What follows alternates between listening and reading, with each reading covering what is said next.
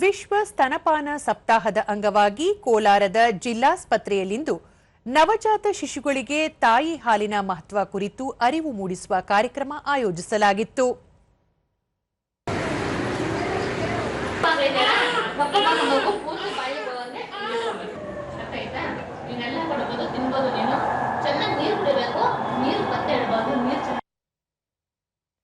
ದೂರದರ್ಶನದೊಂದಿಗೆ ಬಾಣಂತಿ ಮಹಿಳೆ ಅರ್ಬಿಯಾ ಅನಸ್, ಜಿಲ್ಲಾ ಆರೋಗ್ಯ ಶಿಕ್ಷಣಾಧಿಕಾರಿಗಳು ಮಗುವಿಗೆ ಯಾವ ರೀತಿಯ ಹಾಲುಣಿಸಬೇಕು ಎಂಬ ಬಗ್ಗೆ ಸೂಕ್ತ ಮಾಹಿತಿ ನೀಡಿರುವುದಾಗಿ ತಿಳಿಸಿದರು.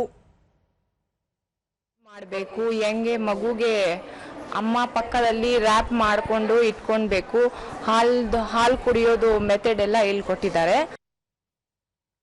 ಮತ್ತೋರ್ವ ಮಹಿಳೆ ಭವಾನಿ ಮಕ್ಕಳಿಗೆ ಹಾಲುಣಿಸುವ ವಿಧಾನಗಳ ಬಗ್ಗೆ ಉಪಯುಕ್ತ ಮಾಹಿತಿ ನೀಡಿರುವುದಾಗಿ ಹೇಳಿದರು.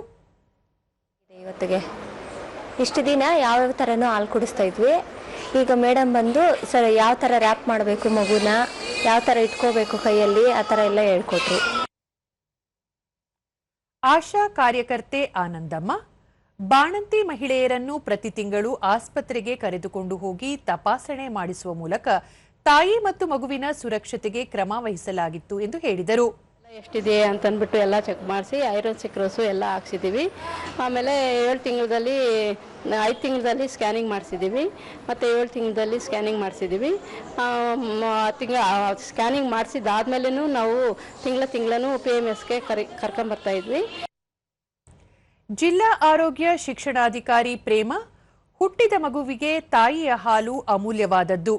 ಈ ಹಾಲು ಕುಡಿಸುವುದರಿಂದ ರೋಗ ನಿರೋಧಕ ಶಕ್ತಿ ವೃದ್ಧಿಸುತ್ತದೆ. ಸರಿಯಾದ ಸಮಯಕ್ಕೆ ಎದೆ ಹಾಲು ನೀಡುವುದರಿಂದ ಶಿಶು ಮರಣ ಪ್ರಮಾಣವನ್ನು ಗಣನೀಯವಾಗಿ ಕಡಿಮೆ ಮಾಡಬಹುದು ಎಂದು ತಿಳಿಸಿದರು. ಮಗುಗೆ ಡಯರಿಯಾ ಮತ್ತೆ ಅತಿಸಾರ, ಬೇದಿ, ನಿಮೋನಿಯಾ ಕೈಲ ರಕ್ಷಣೆ ಕೊಡಬಹುದು ಅಂತ ಕೂಡ ತಿಳಿಸ್ಕೊಟ್ಟಿದ್ದೀವಿ. ಜೊತೆಗೆ 6 ತಿಂಗಳ ತುಂಬಾ ತನಕ ತಾಯಿ ಎದೆಲ್ಲ ನಾವು ಕುಡಿಸಿ ಹಾಗೆ 2 ವರ್ಷ ತನಕ ಮುಂದುವರಿಸಬೇಕು. ಜೊತೆಗೆ 6 ತಿಂಗಳು ತುಂಬಿದ ನಂತರ ಕಾಂಪ್ಲಿಮೆಂಟರಿ ಫುಡ್ ಅನ್ನ, ಅಂದ್ರೆ ಮೇಲಿನ ಆಹಾರನ ಕೊಡ್ಲಿಕ್ಕೆ ಕೂಡ ಅದನ್ನು ಕೂಡ ಹೇಳ್ಕೊಟ್ಟಿದ್ದೀವಿ, ಯಾವ ರೀತಿ ಕೊಡಬೇಕು ಅಂತ.